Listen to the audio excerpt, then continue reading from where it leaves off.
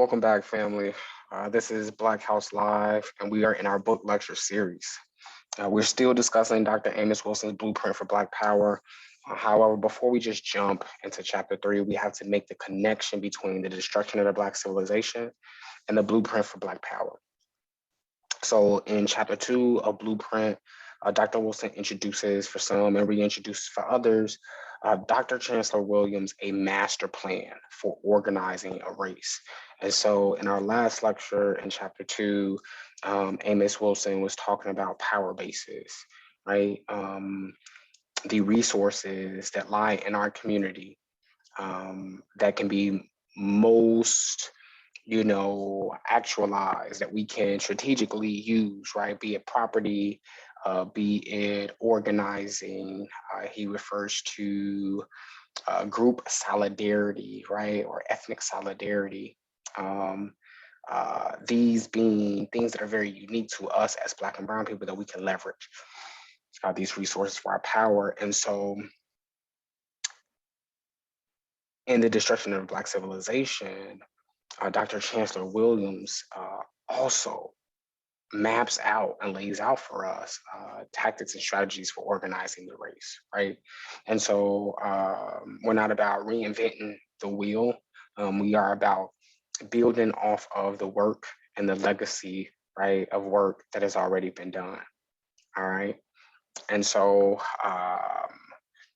Wilson argues in chapter 2, the most effective way of actualizing social power is as a collective.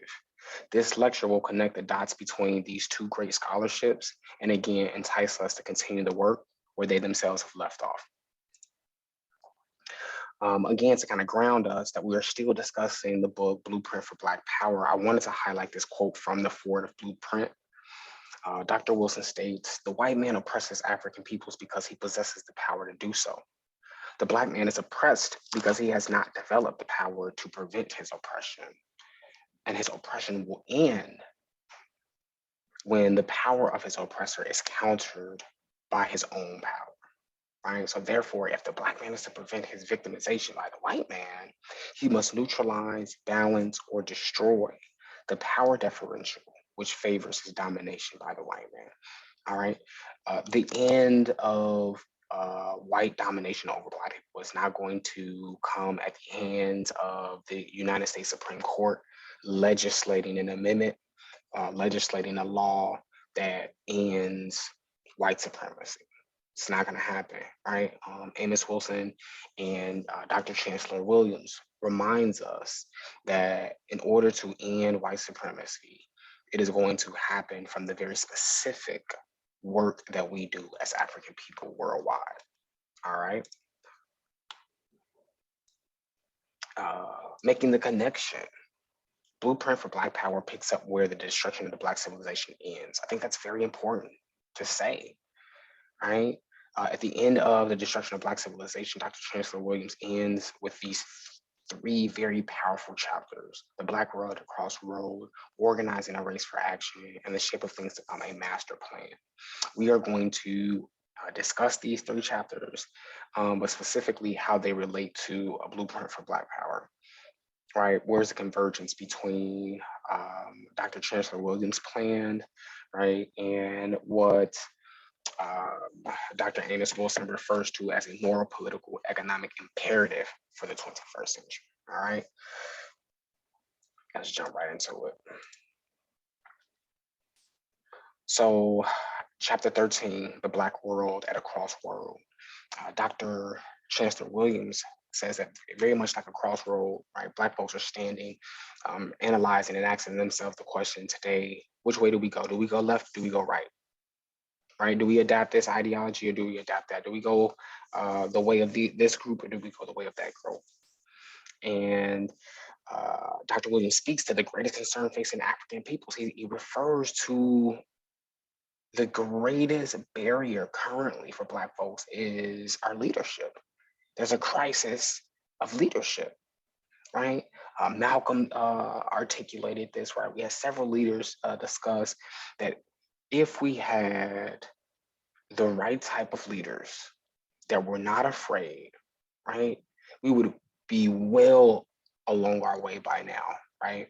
And accomplishing what we needed to accomplish to put an end to white supremacy, an end to white racist domination over Black oppressed people. Um, Again, making this connection between Williams and Wilson, Amos Wilson has a lecture. If you go to YouTube, it is titled "The Crisis of Leadership," right, by Amos Wilson. So we'll see that both of these scholars have very similar ways of thinking, right, and have researched and studied very similar topics um, in their research.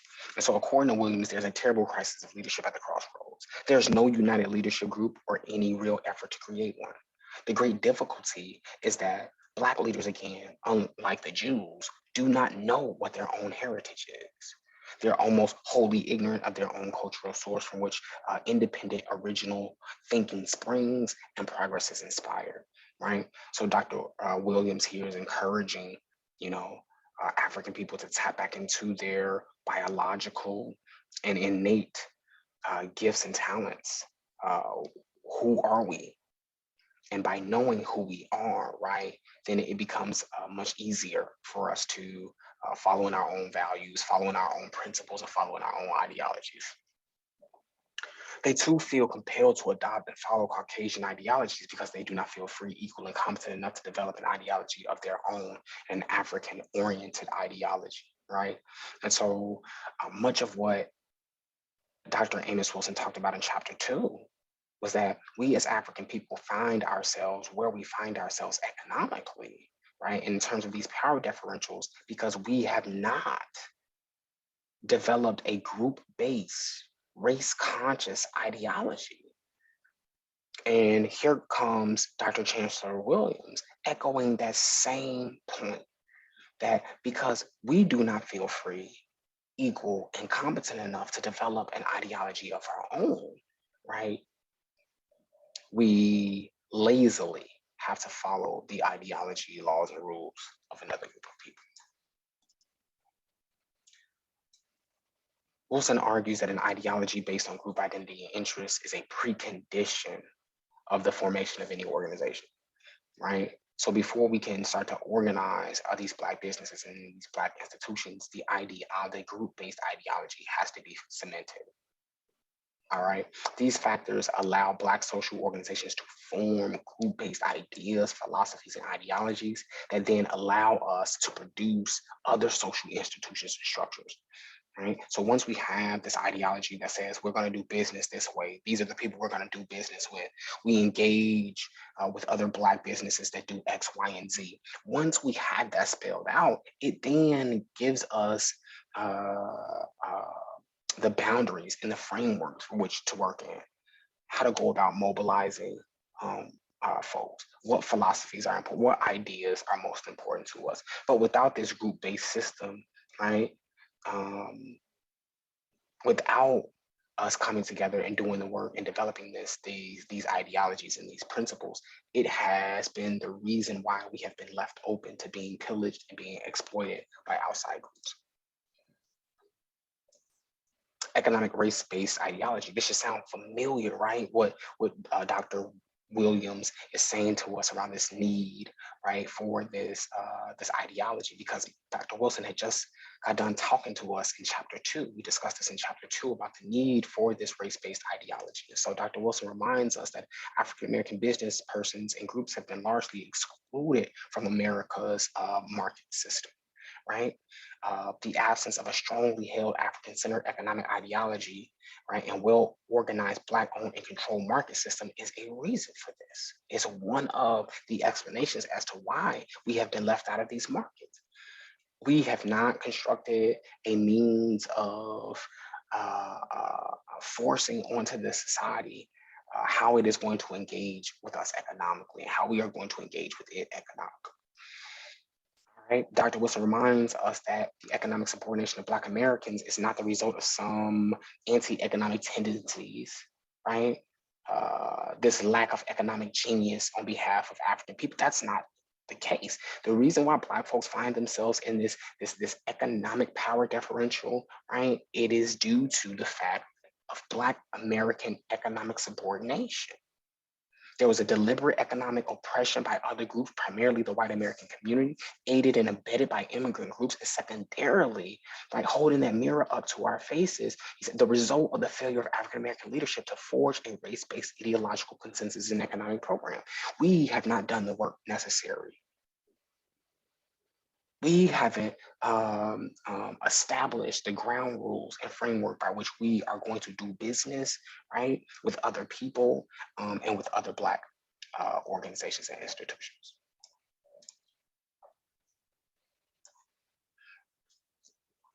Dr. Chancellor Williams argues that the organizing of Black institutions and Black businesses have to happen around the lines of being anti-Marxist and anti-Eurocentric socialists, right? These have to be organizations that are created that put the Black interest, the African interest, dead center. And according to Dr. Chancellor Williams, Marxism and socialism does not do that. According to Williams, the Soviet version of communism not only cannot serve the interests and aspiration of Black masses, but it doesn't serve the interests of white masses either. He said that both capitalism and communism have ruling classes that suppress and exploit the people. Right? He goes on to say that while the hammer and sickle flag is different than the stars and the stripes, both represent the same objective. Communism seeks to bring the various peoples of the world under the white supremacy of white communist states under Russian domination, right? Where the capitalistic democracy aims at doing the same thing, just with white rule under American domination, right? This too should sound very familiar because Dr. Wilson told us the exact same thing, right? That at the end of chapter 2, right, of Basis of Power, he reminds us that Marxism, socialism are just two giants in a choice between two masters. Dr. Wilson says, accordingly, member organizations should be unequivocally Afrocentric in composition, structure, and purpose.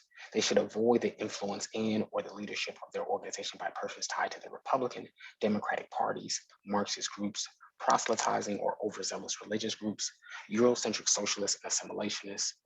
The inclusion of such groups because of their ambivalent loyalties and conflicting priorities and values surely will be the death knell of organizations committed to the advancement of African peoples.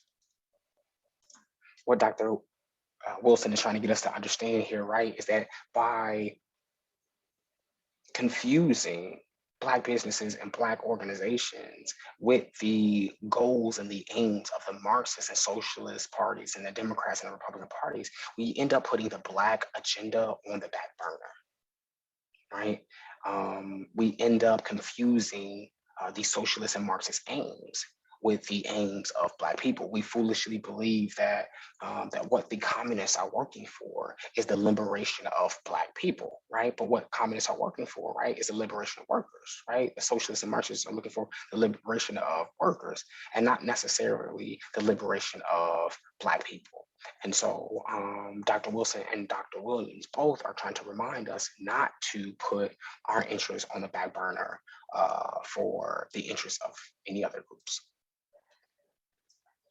The Black unity threat. Despite our disunity, the white man still fears the power potential. In this chapter, Dr. Williams reminds Black folks that the greatest threat to white supremacy is a united African community.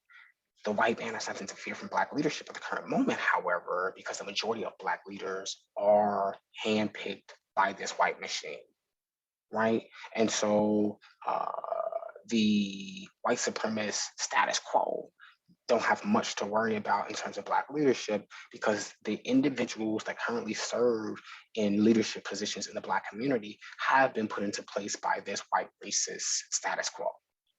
And they have ensured that the people that they've put into place are simply token figures that are not going to challenge the status quo and challenge the white racist agenda by any stretch of the imagination.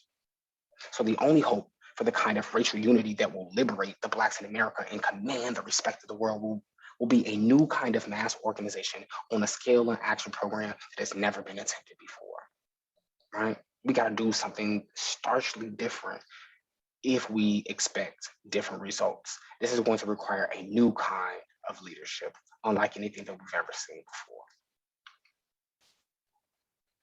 At the end of chapter 13, this quote I found to be very pertinent, very relevant,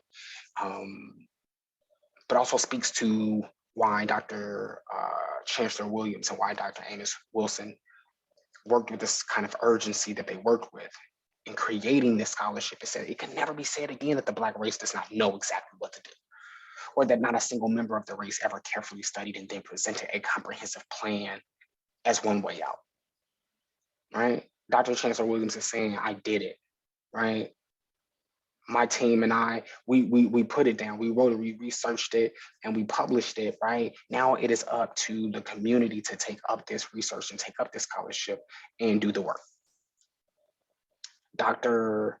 Wilson has created this great text, has created this great scholarship. It cannot be said, it can no longer be said that the Black race don't know what to do. What it will have to be said at this point moving forward, right, was that Black folks knew what to do and we just did not do it. And so for the next 2 chapters, we are going to be analyzing what this master plan is and how to go about organizing the community for this plan. Organizing a race for action, chapter 14. The goals of organizing a race for action, right, is unifying and organizing Black institutions and organizations. Why are we organizing and unifying these Black institutions and organizations? It is to put an end to white domination. It's important to keep reminding ourselves of this, right? Because when Black folks get together, when we organize ourselves, when we come together, we know how to have fun, right? We know how to have a good time. But there is a reason why we're organizing ourselves and coming together, and it is to put an end to white domination. According to Dr. Williams, the picture of several thousand Black organizations, each independent and vying for leadership, is substantially the same picture of fragmentation and disunity in Africa that led to the downfall of the whole race. And so in the same ways that many of the African nations were independently fighting for their own liberation and fighting for Africa's independence, right? Because they did not create a collective means where each African nation fought collectively against their, European imperialists, right? It took independence to come a lot later than it should have happened. And B, when many of these countries acquired leadership, right, or independence, it came in the form of symbolic independence. But in many ways, these African nations were still dependent on these European imperialists, right, for their basic needs and basic services. All right. So if Black folks here in America are not about the business of collectively coming together and doing this work together, what will happen to us is similar to what happened to those African nations that did not work together either. What's the first step, right, in the unifying and organizing of these Black businesses and Black institutions? According to Dr. Williams, the very first major obstacle to overcome involves a mental revolution, out of which Black America faces up to the stark reality that white America as a whole is its enemy, that Blacks will be recognized only in a subordinate role, and that the scattering of Black office holders, high and low, really means nothing to the race as a whole. Black folks got to get real about why we are currently in the situation that we are in, right? If we are looking at this thing systemically, then we understand that white folks have systemically kept Black folks oppressed and dominated in this society. And so white folks are no friends to Black people systemically. We also recognize that systemically, the advancement of a handful of Black and brown people in the society does not speak to a wide scale of progress happening in this country, but simply speaks to tokenism. And so until Afro-Americans are quite clear in their own minds about their real situation in this country, all talk about unity and achieving equal justice is just that, it's talk. But once we get about that business of clearly understanding reality, right, of specifying the studies and the plan, right, that is necessary, then a lot of this other stuff is going to fall at the wayside. We'll also remember that in chapter 2, Dr. Wilson reminded us, right, that the community will start to look at us different. Our children will start to look at us differently and have a sense of pride because they see us so involved in this work, in the development of this work, right? That it would give them a new sense of pride in community and of the older generations. Step two, after this mental revolution and cultural revolution of Black folks, we would then have to move about the business of organizing ourselves, right? And so, according to Dr. Williams, he said, an organizing national conference should develop a program designed to form hundreds of organizations into one vast national body of millions, with each society carrying on its own functions as before, except in matters concerning the whole race, or organized by families and individuals, community by community, and state by state, right? Remember, in chapter 2 of Blueprint, Dr. Wilson states that, right, these businesses that are coming together are no longer working as individual businesses, but are working for the collective, right? And so these organized Black businesses have come together, right, in this national conference, and they are understanding that they're now going to form this one vast national body, right? And whether it was withdrawal from colonial Africa or white flight from urban communities in America, what ended up happening as a result of this white flight was it highlighted Black and African dependency on white goods and white services. And so this is why the organizing of Black businesses, the organizing of Black resources are so critical, right? Is because with white withdrawal comes a Black dependency. White withdrawal created these citywide Black communities, right? Right, or these all Black regional areas once white folks left. And so most of first class services went to the suburbs. They went wherever these white folks went. And it left Black folks to have to fill these gaps and fill these voids. Now, some of us can look at this as, look at this in a deficit mindset and say, oh my gosh, woe is us. Look at all this stuff we got to do. Look at all this work that we got to do. And then some of us, the rest of us, can look at this as an opportunity and say that now with these folks gone, right, we can now take control over our own destinies.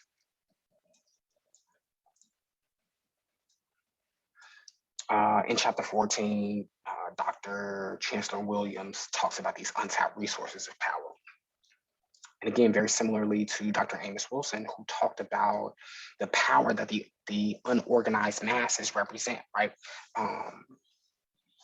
Dr. Wilson wanted to make it very clear that even for the Black folks, the Black individuals or the Black businesses that are not organized, they still display power in a very specific way, right?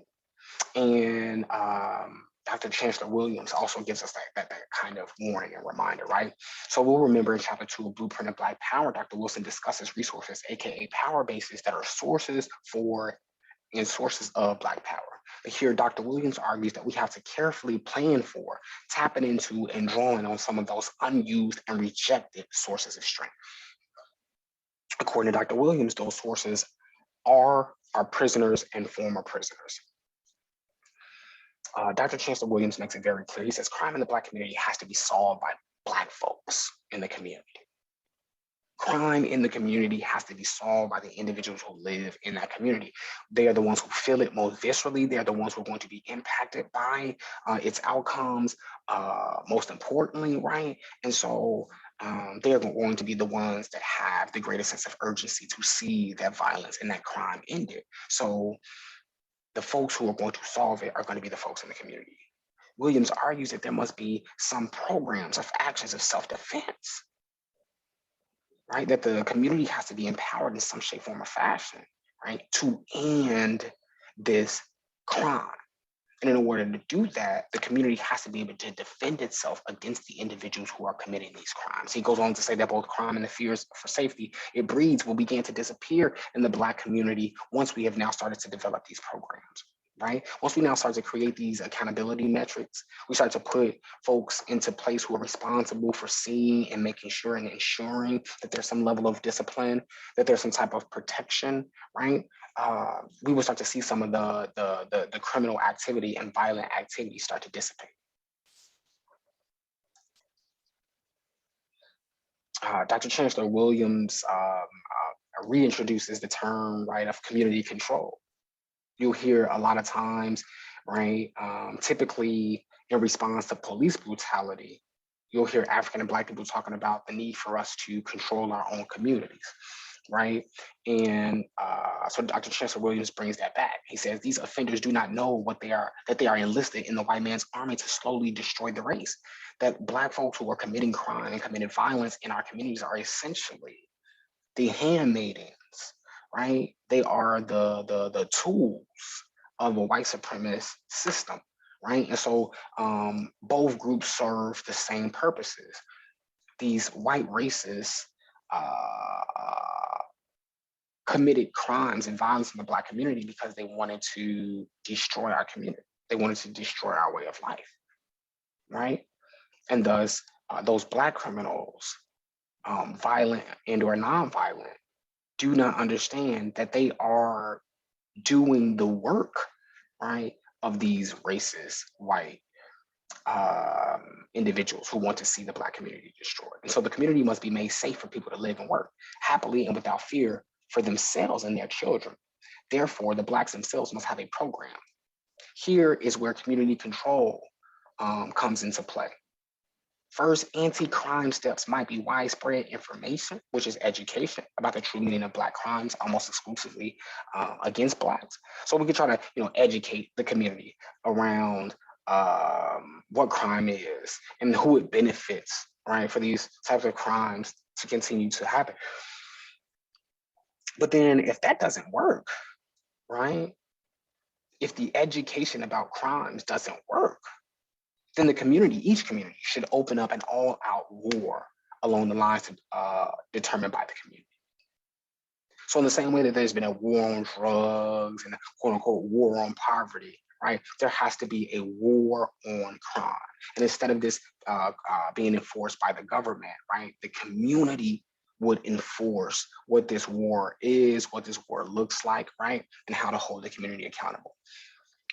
If the Black community becomes a truly functioning community, in fact, for then there would be so much work to be done in the overall race movement that the so-called criminal, in jail or out, would have a society not only to return to, but one that welcomes him warmly and needs him or her urgently, right? So as these ex-prisoners or former prisoners are coming out of prison, they will have seen the work that is being done, the economic work, the educational work, the military work, the health and sanitation work that is being done. And there will be so many opportunities, right, for that former criminal, that former prisoner to reform himself, right, find work and be able to reacclimate herself back into society, right? This is a true rehabilitation process. This is truly what welcoming folks back into the community looks like. We talk about it, but rarely, if ever, see it actually happen in the community. We are, whether we realize it or not, imprisoned inseparably with our confined prisoners, ex-prisoners, and those who are headed for places behind walls. We are together. And so Dr. Chancellor Williams reminds us that whether we are confined, right, in a physical prison or not, right, until we unite as a collective, right, many of us are also imprisoned as well with our brothers and sisters because we are imprisoned mentally. And to not be collectively organized at this late stage of the game, right, in 2022, one has to argue that the reason why we still find ourselves where we're finding ourselves is due to this mental enslavement. It is proof positive that the mental revolution has yet to happen. Community control. So Blacks who so readily make criminal attacks on their own people are unconsciously striking out against the unbearable situation of what appears to be the permanent disunity and therefore the utter helplessness of a race whose liberation from oppression can be achieved only by united initiatives of its own, right? And so we talked about these folks that are foolhardily and unwittingly assisting the racist dominant group in its interests of domination over Black people, right? But there will never be unity until there's a plan and there's a program that's put into place. What is the incentive for those individuals who are consciously or unconsciously working with and helping the status quo stay in place? What is in the interest of these unwitting members to change their behavior? And once we create the programs, or once we create the platforms, it should be enticing enough, so clearly enticing enough, right? That those individuals will no longer want to work with those races, right, consciously or unconsciously, because there's so much work to be done in their own community.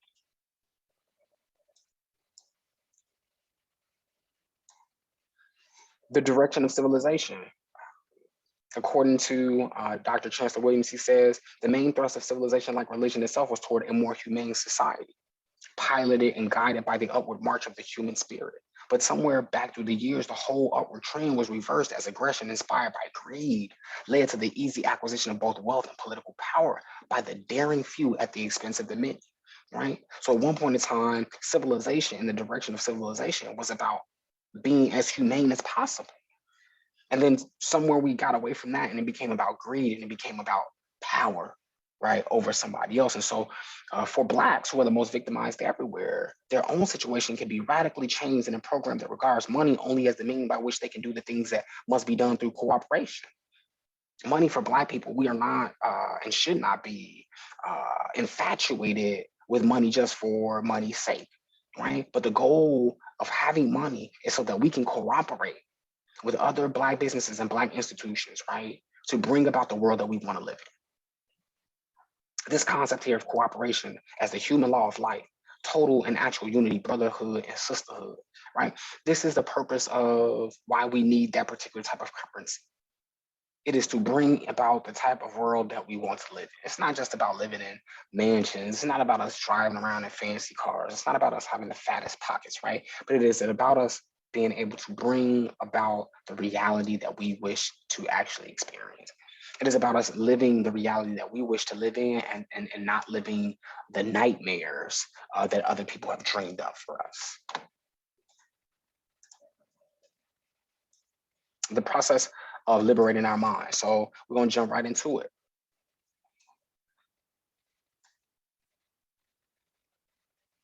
Remember that Dr. Chancellor Williams says that the first step, right, in this master plan of us organizing ourselves is that first there has to be this mental liberation. There has to be this cultural revolution. So we're going to go through the steps of this liberating process. First, Black Americans en masse are not going to immigrate to Africa.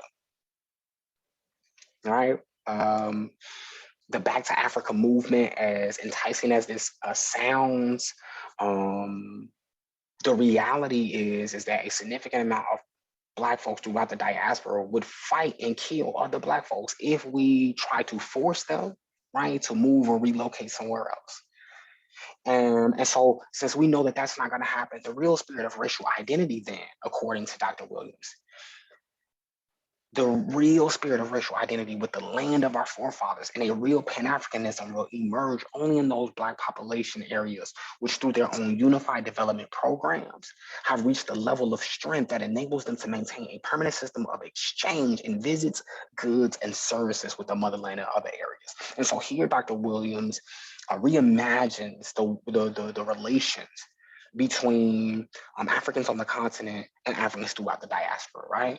And so Dr. Chancellor Williams is saying that the continent of Africa does not need all African people wherever they are located in the world to somehow all move back to Africa. We don't need that, but what we do need is that wherever the African finds himself or finds herself, right, is to recognize that we need a permanent system of exchange between Africans wherever they are in the world. Right? We keep that flow of exchange, just right? Visits, goods, services, right? Where to Africans throughout the diaspora, again, that's a power base, it's a power network, right? And it's an ability for us to be able to implement social control, right? On a local, national, and international level. Since capitalism nor communism is going to be destroyed, we can take the beneficial elements of those organizations and throw the rest of it in the trash. Um, what Dr. Williams is encouraging us to do here is saying, let's be realistic. We've been promised for too long that this group is going to destroy capitalism, right? This group is going to destroy communism. These programs are here, they're here to stay. Different variations of them existed in Africa. What Dr. Williams is reminding us, right, is that we only need what is going to help us get to where we're trying to go. So whatever elements of capitalism or whatever elements of communism is going to help us to achieve the goals that we need to achieve, right? Then we'll use that and throw the rest of it in the garbage. Take the meat, leave the bones. Remember that Black capitalism is no more a solution than white capitalism. Africans in a capitalist state have the freedom to organize and do for themselves things that they would never be allowed to do in a communist state.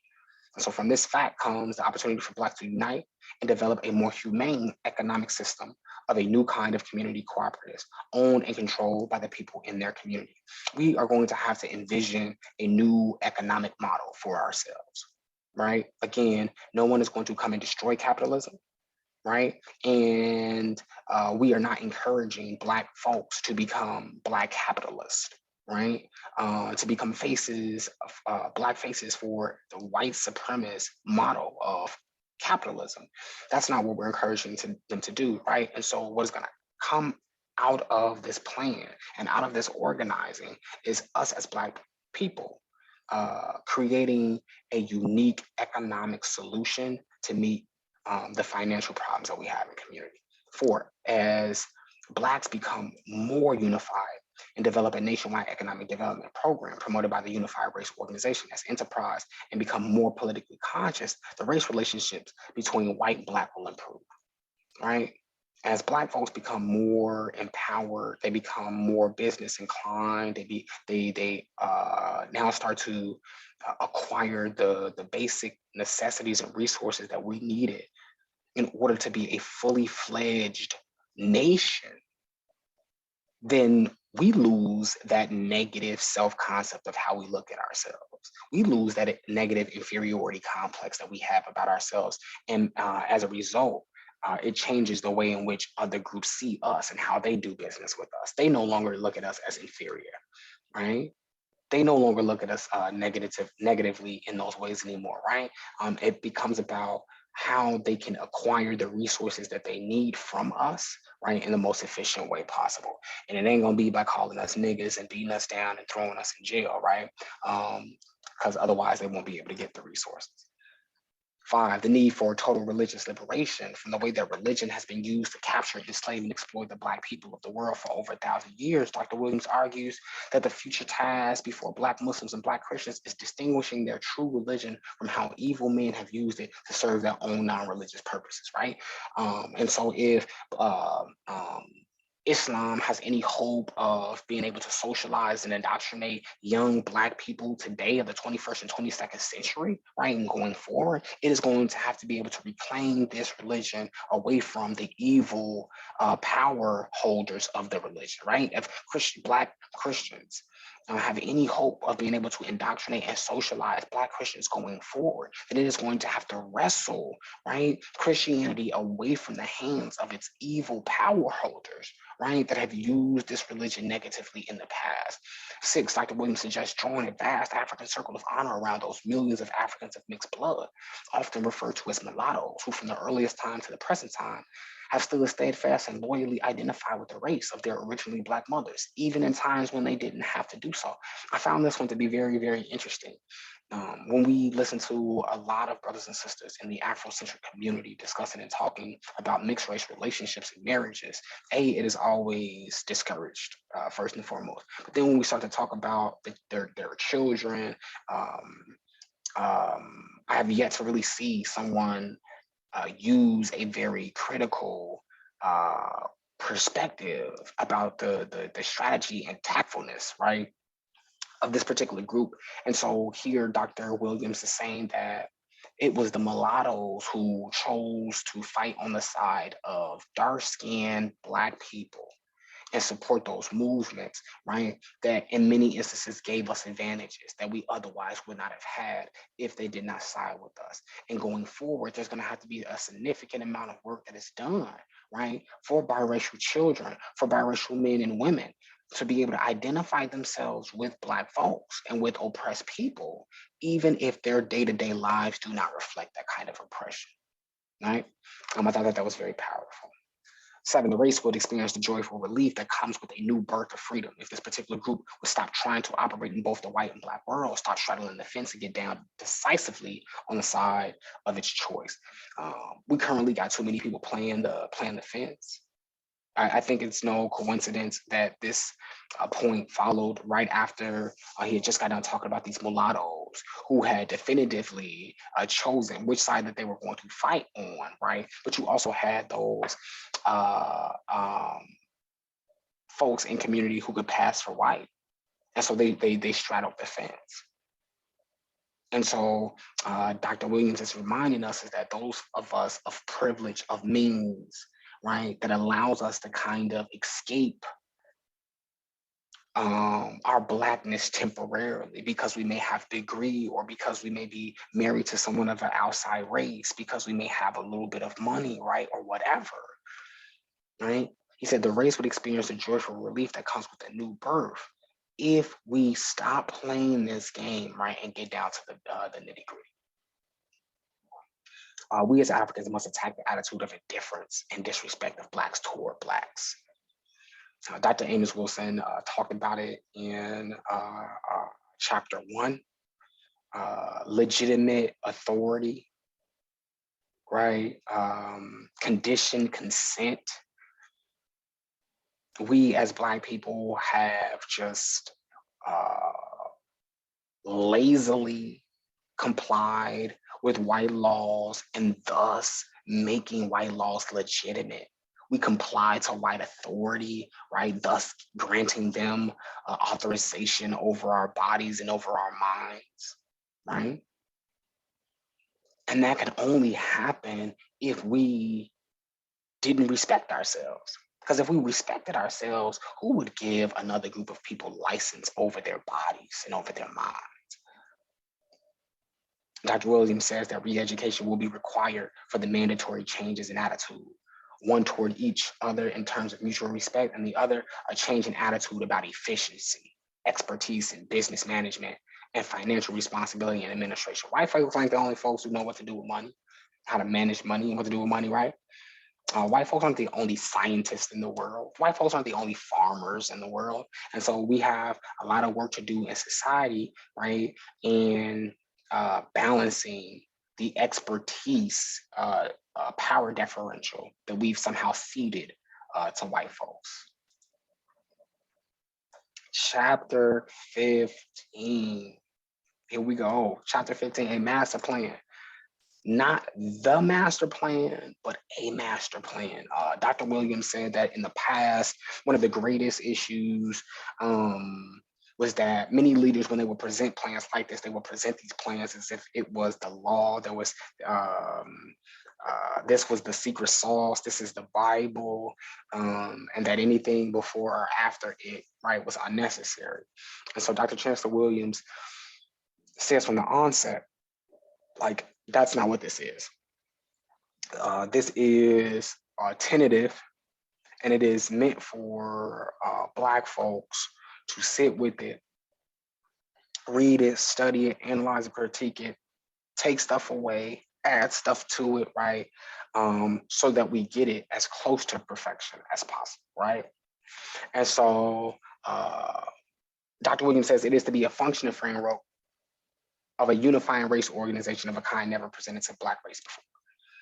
Why does Dr. Williams start this master plan with Black folks in America? He says that, Black folks in America are in the most prime position to be able to take part of this plan, to take it and to start to implement it, right? That the African located in America was in the most prime position to take advantage of this, right? And I thought it was very unique. I thought it was very interesting that Dr. Chancellor Williams admits this. But we as Black people have to recognize the privileged position that we are in being in America, right?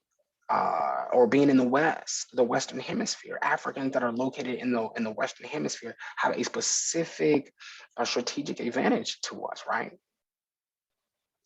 Uh, the Black communities.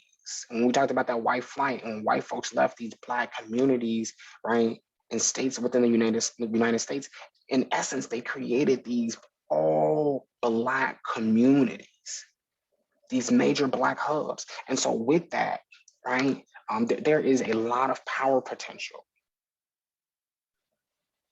reflected in these Black communities. And so there's a lot of work that we could do. There's a lot of residual impact that we could have once we start to organize Black folks in America.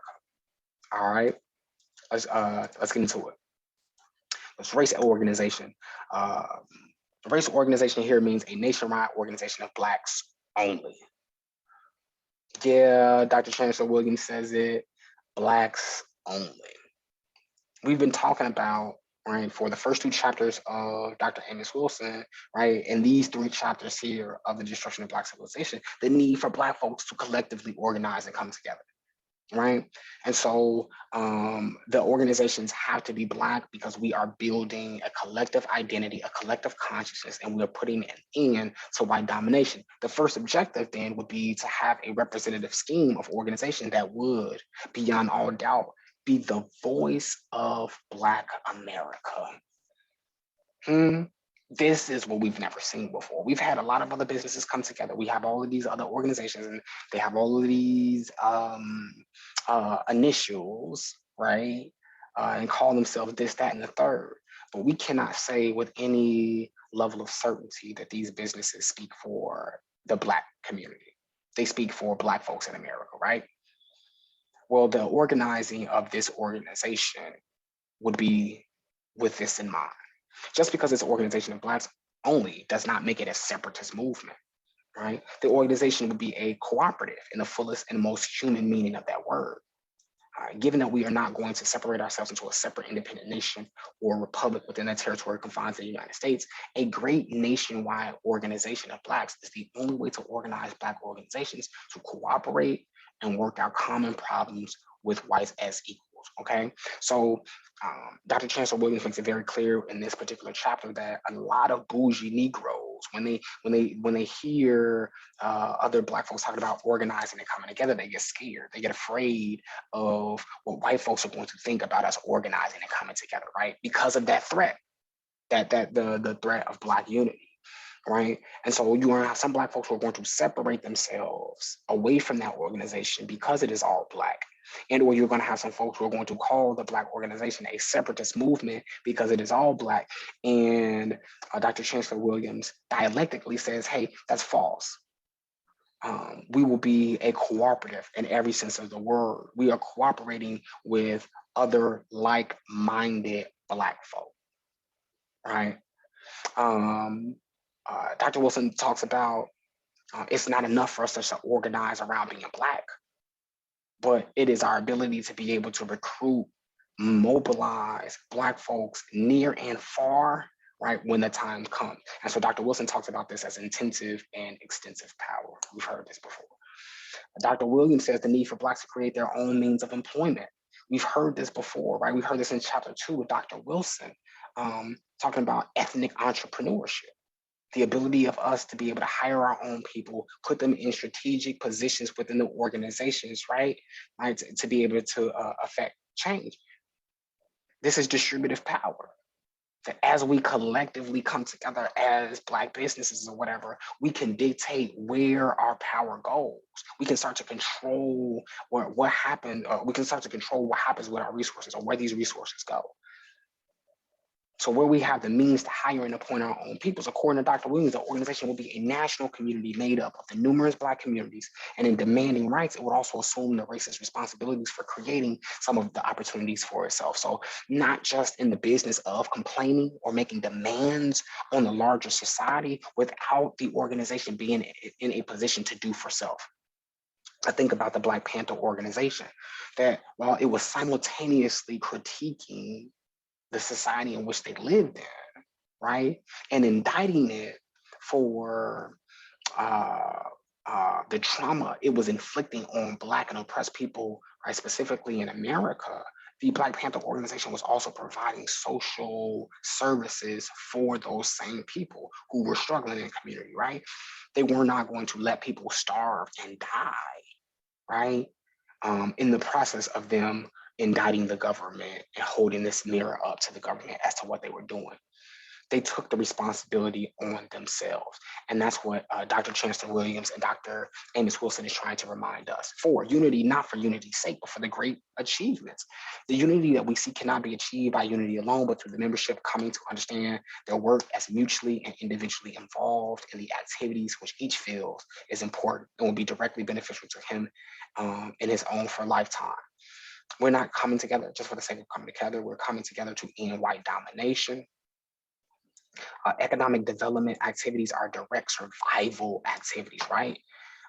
We are organizing ourselves for the survival of not only ourselves, but our future offspring. The main goals of a great unity movement can never be reached unless the organization has its own self-generation, financial resources to protect, defend, and promote the interests of the race, right? We have to have grassroots organizing abilities. We have to be individually funded.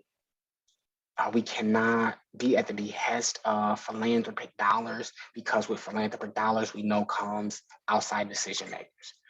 3, all community enterprises will be owned and operated by the community, that they will be the shareholders, and all profits belong to the people. No one outside the community will control this movement. This movement will be controlled and operated solely by the community. Dr. Williams asks, how do we begin then? Where do we begin? In the liberating of our minds, we come to see just how dependent we have been on the white man for our basic survival, and in many ways still find ourselves there today. So according to Dr. Williams, this meant that unlike others, the Blacks voluntarily remained mentally enslaved. So this core committee, after a series of meetings, right, and the core committee could be 3 people, according to Dr. Williams, right? It could be 4 or 5 people, right, who once a week, twice a week, once a month, twice a month, sit down and read this plan, study it, familiarize themselves with it. The core committee, after a series of meetings during which the master plan has been studied in detail and revisions or amendments have been proposed for future action, could then proceed to develop and carry out plans. Before any of that can be done, the plan has to be studied. We got to know it like the back of our hands. We got to know the different divisions and the different departments, which we're going to go into in a few minutes here. And once we have a solid understanding of that, right, then we can proceed to develop and carry out the plan for the formation of a national organized. A lot of times we want to just get to work before we have done some of the preliminary work, okay? The work of this national committee. So the national committee will be responsible for summarizing the features of the plan, outlining it in its most simplest terms, getting it published, distributing it, and then broadcasting it to the world, right? That is steps number 1. Determine the ways and means of funding the organizing procedures. So how much funding are we going to need for publishing, for distribution, for broadcasting? All right. General membership enrollment process. There has to be a way in which we are going to get folks to join our organization without us having to go knock door to door to door. Every nation is door knocking, right? But that we've created something online that lives online, right, on a website somewhere that allow folks from across continents, across regions, right, to be able to go to that website and be able to register themselves, right, purchase their membership, purchase their subscription. We divide each state into districts, each with an organizing committee with a chairman, and the same for towns and cities. And so in each country, in each state, in each city, right, where there are Black people located, we organize a committee of such folks who are responsible for reviewing and studying this plan, right, getting it published, getting it distributed, and broadcasting it, right? We break these folks up into committees, and we had these committees in each region, each state, each city. Draw heavily on young people. This national committee will be made up significantly of a lot of young people um, who have not been brainwashed, socialized, and indoctrinated by uh, the white Eurocentric values. And so they will be more willing and open-minded, right, to a race organization of this caliber. Conduct and advance polls and gather metrics that tell us how many people desire the proposed overall organization and how many agree to participate in this work, right? The National Committee would be boots on the ground, conducting this kind of research, responsible of selling this message to the people, right? And being able to say with a certain level of certainty, right, who's with it and who's not with it, right? What are the weaknesses of our message and how can we perfect this message? An association or union can join as individuals, but its main role would be setting the example for its members who may or may not wish to join.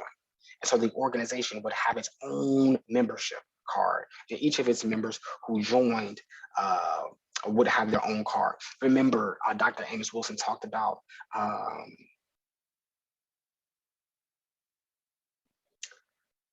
an organized Black these groups are well organized, right? When you have the ability to be able to get your members to comply willingly and acquiesce willingly with the goals of this collective, right? We're not trying to force anybody at gunpoint to do any of these things that we're talking about, right? So your organization is only as effective as your ability to be able to convince its members, right, to act in the interest of the collective. We want to set the national membership goals at 2-year plans, 3-year plans, 5-year plans, but always in terms of millions, right? And so again, every person that is a part of this organization would have a membership in the organization. We want to determine the time and place for General Assembly, right? And for the formal ratification and launching of this action program. Where are we going to hold this? Where would this conference be located? Where would it make the most sense? What region? Would it be in Africa? Would it be somewhere in Europe? Would it be somewhere in America, right? Would it be in the summertime? Would it be in the wintertime, right? All these would be things that we'd have to work out. The work of the National Committee number 10, have an information and publicity committee that maintain various media to keep constantly before the people the plans, purposes, or goals of the movement. One of the things that Dr. Amos Wilson and Dr. Chancellor Williams could not have imagined right before their transition was the advent of social media. And with the advent of social media, it has really created a perfect tool for people, plans, purposes, and goals to be able to travel wide and far, right? And so this publicity committee today would be able to use social media and use the internet in ways in which I don't think Dr. Chancellor Williams or even Dr. Amos Wilson could have envisioned in the 80s and the 90s. Propose annual awards to individuals and groups that have been outstanding in their work for racial unity through organized action. This plan is only a proposal. Revisions and amendments will be proposed and all of this is tentative until approved by the people. It will be important because none of this work is going to happen in just a year, 2 years, or overnight. It is going to be important to award, right, and reward and highlight and spotlight the men and women and children who have done phenomenal work, right? Who acknowledging the hard work and the commitments that have been made by families and community, right? As a way to encourage folks to continue in this work and as a way to sustain the momentum, right? That has already been developed. Structure. The functioning organization would be under the overall administration of a National Council of Leaders, headed by a national chairman, and every state, every city or community division would also be organized under a council of leaders. And so you if you were with me in chapter 2 of Amos Wilson's Bases of Power, I showed you one of his tentative flow charts. right? Of how to organize leadership in these Black communities. And so Dr. Williams says here, um, each of these committees, right, in every state, every city, every division would be organized under a council of leaders. Um, and that is so that when things are not happening at the pace in which they should be happening at, there's got to be somebody that we hold accountable. When we say that this is a community organization or that this will be ran by the community, if the community does not meet a certain goal by a certain deadline, then who do you go to talk to about that, right? Who do you go to ask questions of and that kind of thing, right? Nobody, because we're just talking about this abstract community. But by appointing very specific leadership, these folks they make no dictates, they can make no laws, right? They can't order anybody to do anything, right?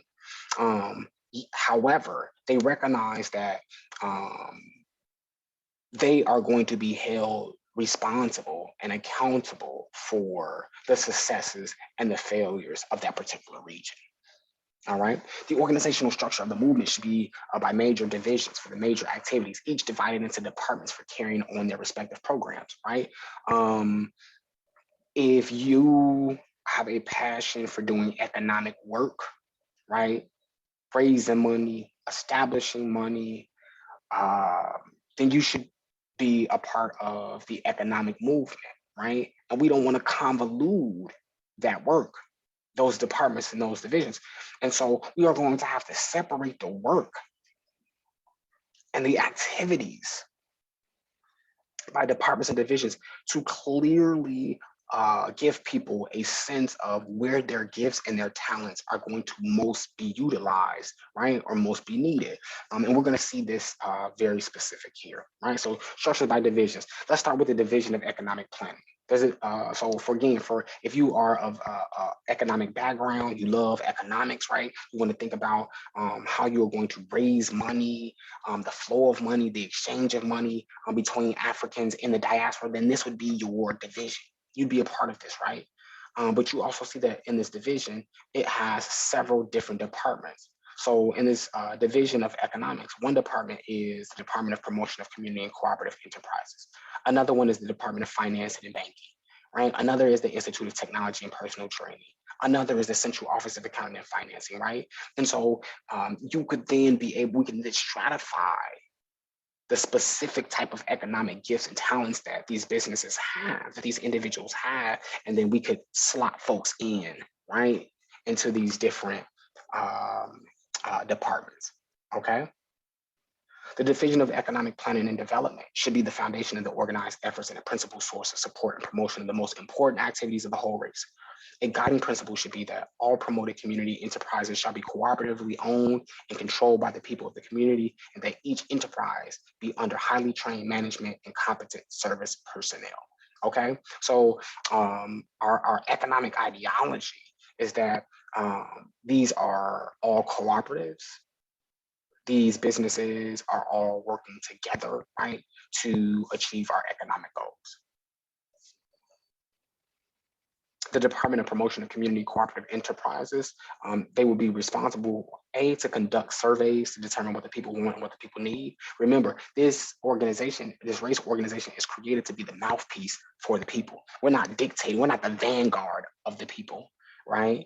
So these Black businesses and Black institutions are not dictating to the community what the goals are and what we're going to be focusing on for 2023, 2024, right? But this race organization will go around and conduct surveys to find out from the people, right, what they want and what they need. They are responsible for making sure that the projects that we are implementing, right, that we're focusing on at any given moment in time are sound projects that worth us investing in. Okay, and we've created metrics of being able to measure our success on these projects. Ways and means of community financing and securing trained personnel and management. So they'd be responsible for securing funding for each of these activities and projects that are going on. The Department of Finance, Banking, and Credit Unions, This department would be responsible for promoting a consortium of banks, right, operated by members of the race. Uh, they'd also be responsible for creating a central banking organization. They'd be responsible for creating credit unions for individual assistance and building of loan services, right? And so there's a lot of enterprises that have to be established in Black communities. We talked about manufacturing, we talked about distributing, we talked about raw goods, um, farming, and tilling land. In order to get these enterprises off the ground, right, there's going to have to be individual banks that we can work with, right? They're going to be folks that we trust, right? And so the Department of Finance, Banking, and Credit Unions would be responsible for this particular work. The Institute of Technology and Personnel Training. These folks will be responsible for engaging its members in the training of expert technicians for the various fields of operation under the plan, right? So farming technicians, right? Gas, lighting, heating, technology, right? 5G, getting all of this stuff up off the ground and running, right? We need the training experts getting all of that.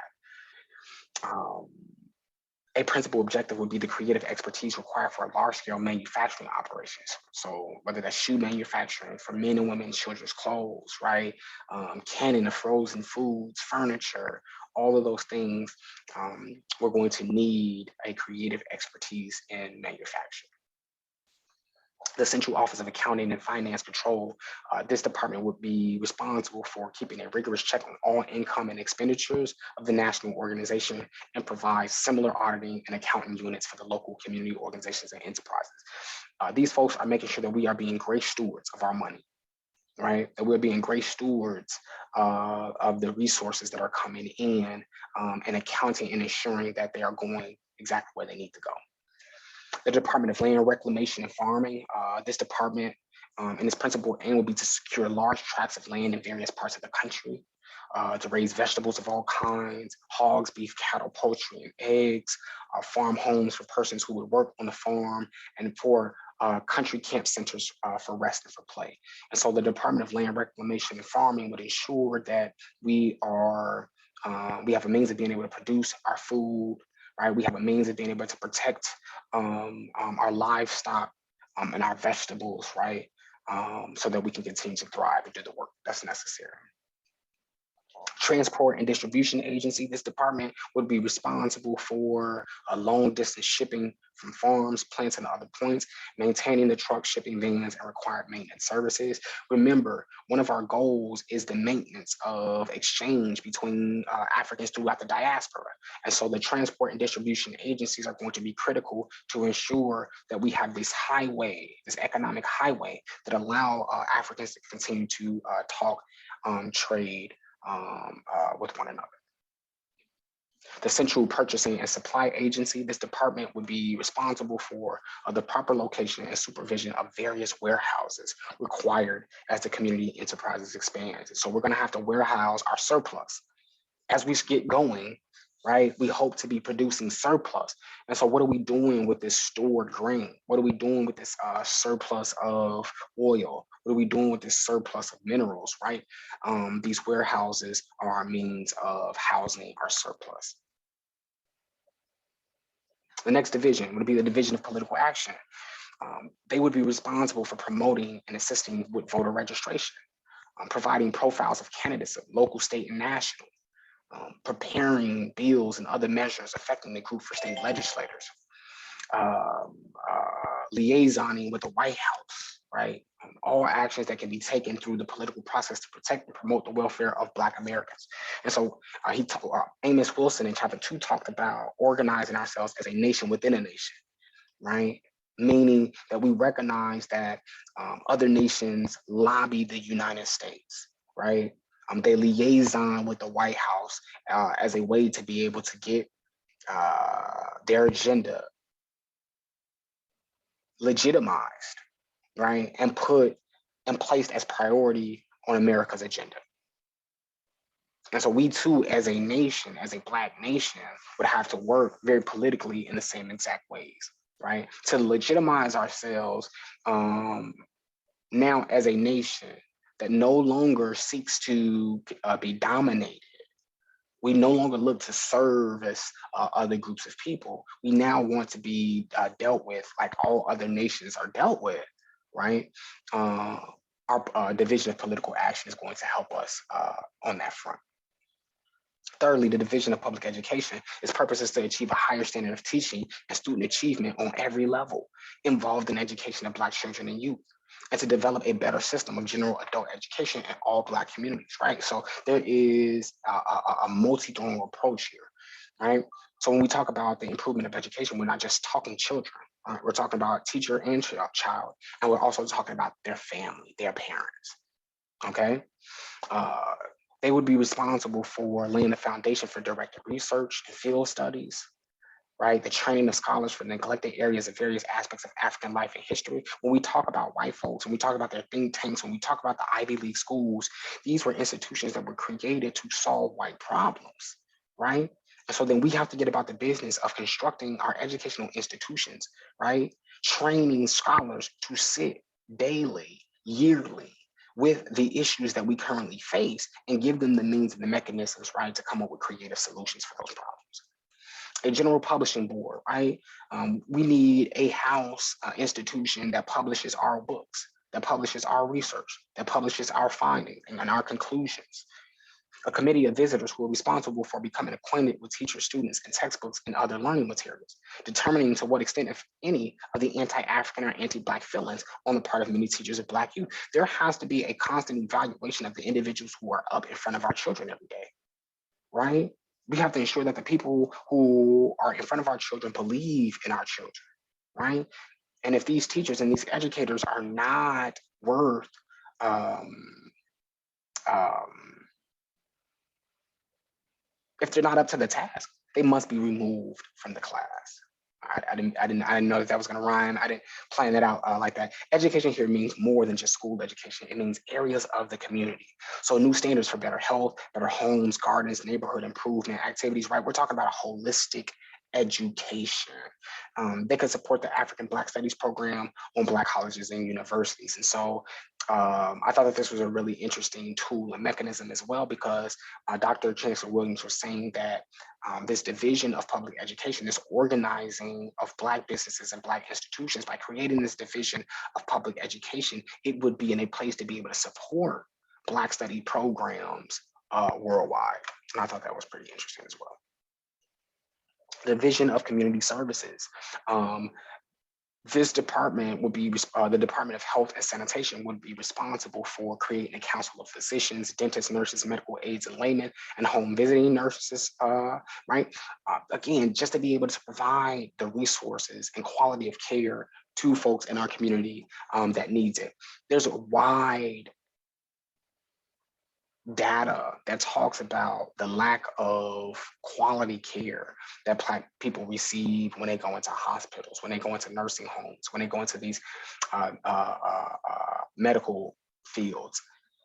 And so the Department of Health and Sanitation would be responsible for providing this kind of quality of care for Black folks, creating community clinics, community clean block and alley programs, home beautification processes, right? This is what the Department of Health Sanitation would look like. Again, going beyond just disease control and basic health checkups. When we're talking about health, we're talking about holistically the community, the environment, mind, body, and soul. And then also legal aid services. And so all matters of injustice because of race and the legal work of the environment.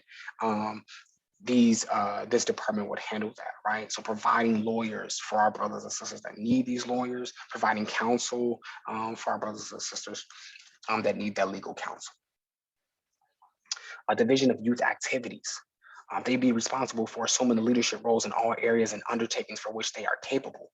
Students and no student should join hands in the race building efforts. We must have specific and important roles for all children and youth. And so Dr. Williams here is getting us to understand that this department will be responsible for ensuring that children understand the role that they're playing. They too serve a specific role in making sure that the race improves. right? They will play a role in ending white domination over them. Division of Pan-African Affairs, right? This division would maintain direct contacts and closer relationships with the peoples and states of Black Africa.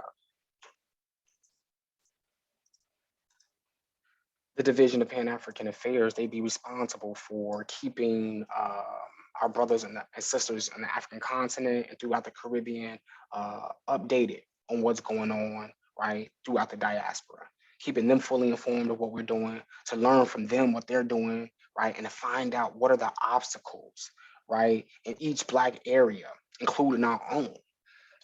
And so that we can all start to kind of come up with these creative solutions and helping each other out, right? This is what I'm seeing in my area. This is what's been helpful for us to do, and vice versa.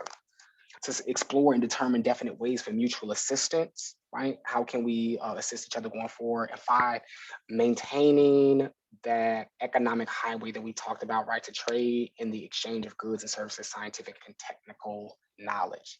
I cannot wait to discuss that chapter in the blueprint for Black Power. Dr. Amos Wilson has a chapter specifically on the trade and exchange between African peoples.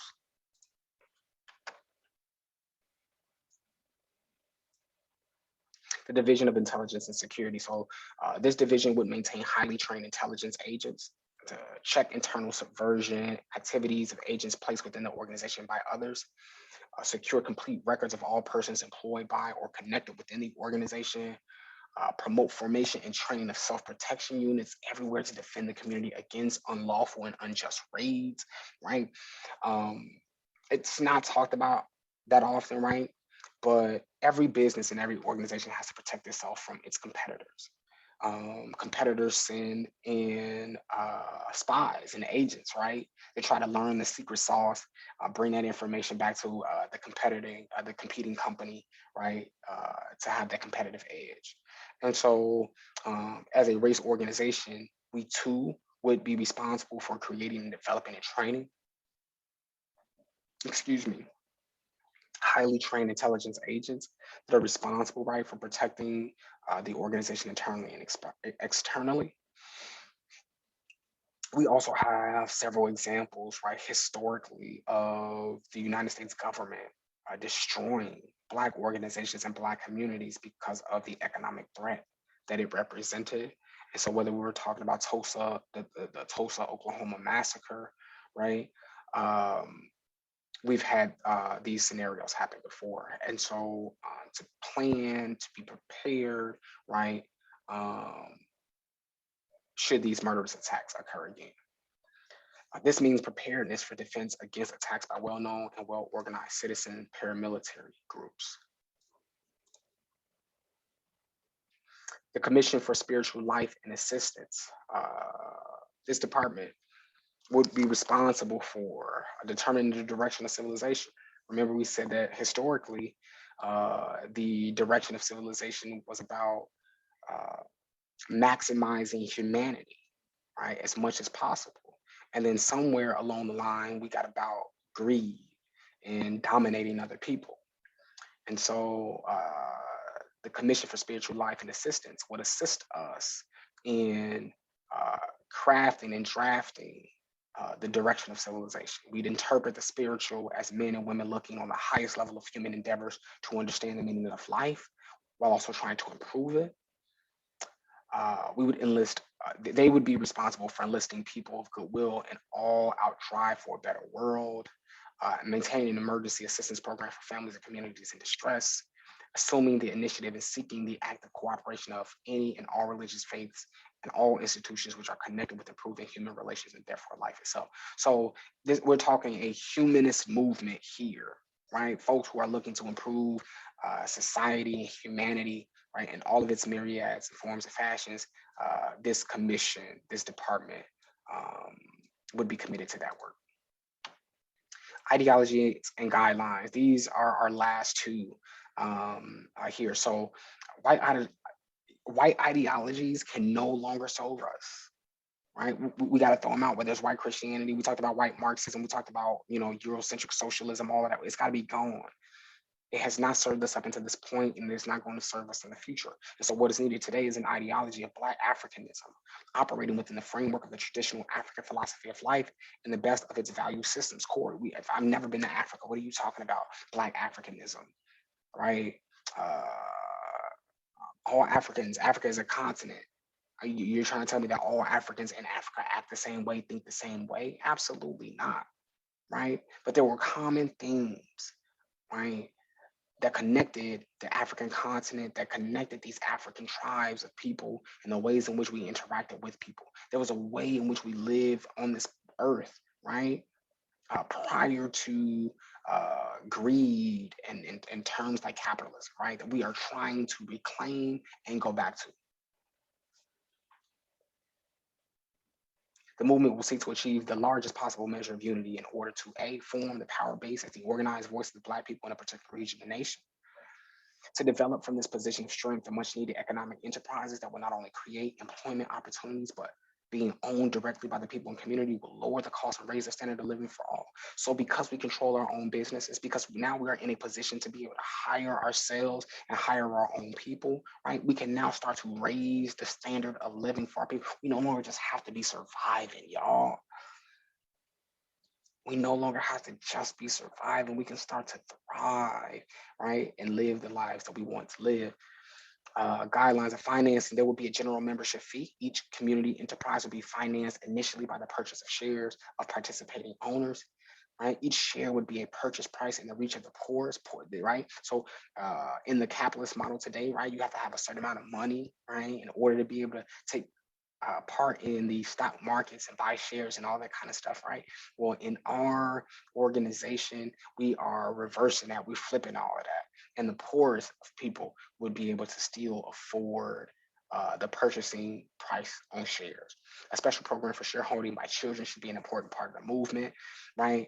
Imagine as a child being able to buy shares, right, into a business, into a company, right? And by the age of 18, 25, and 30, the return on that investment, all right, what that looks like, and then what that will mean for that child and their family going forward.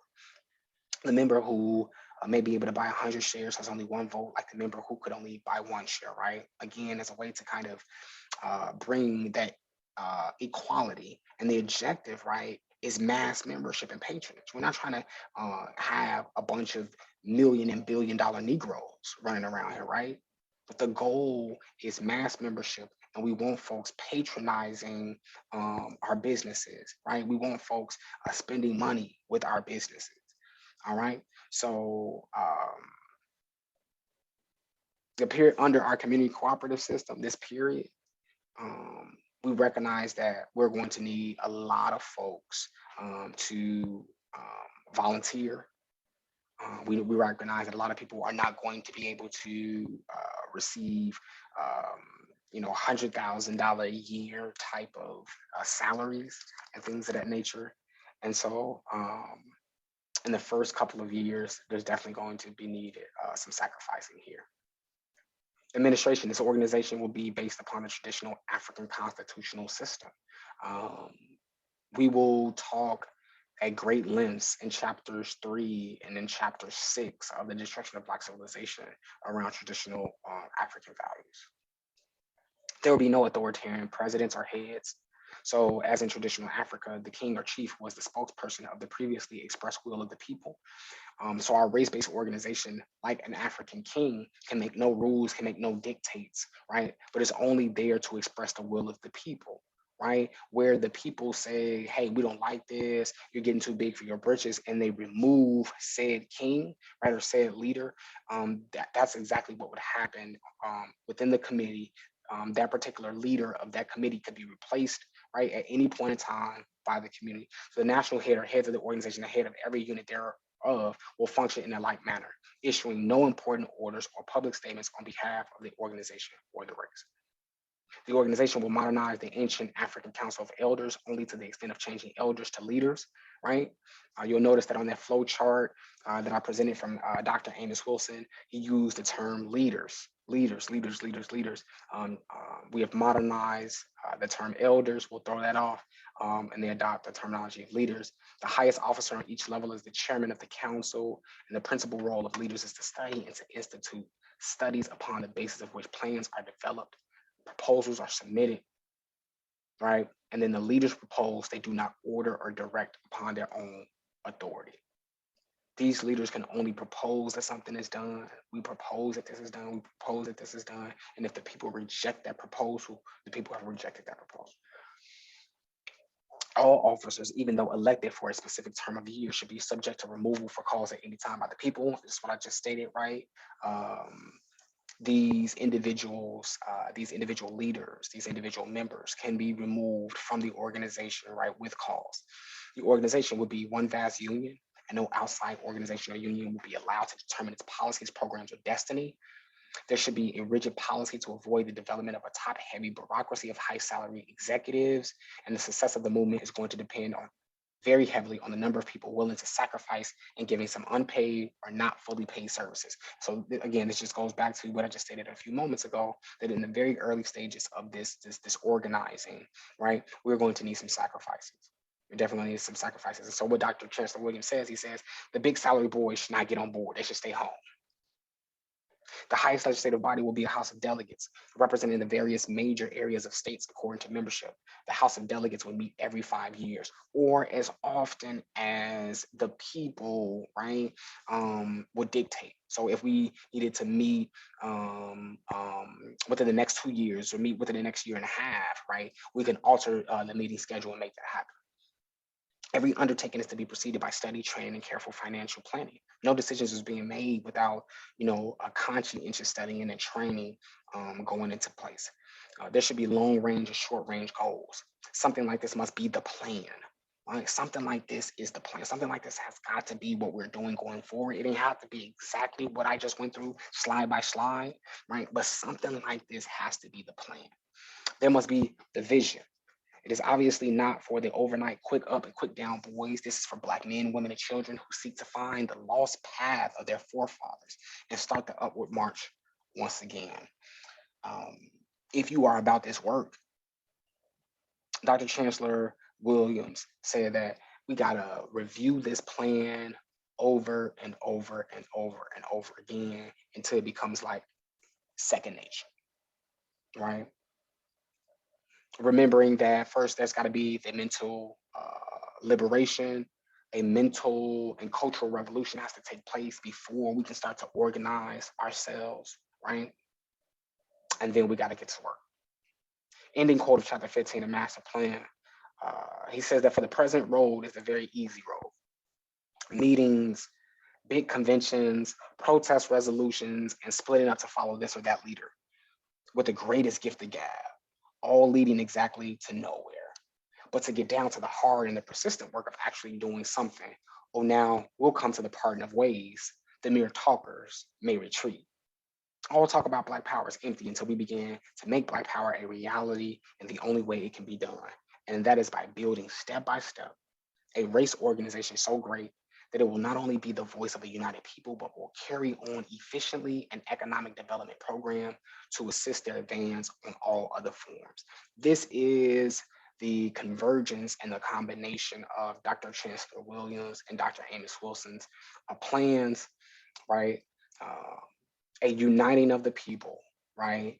And the development of an economic program to assist, right, the liberation of African peoples. That's what we're working towards. That's why we're discussing the blueprint for Black power.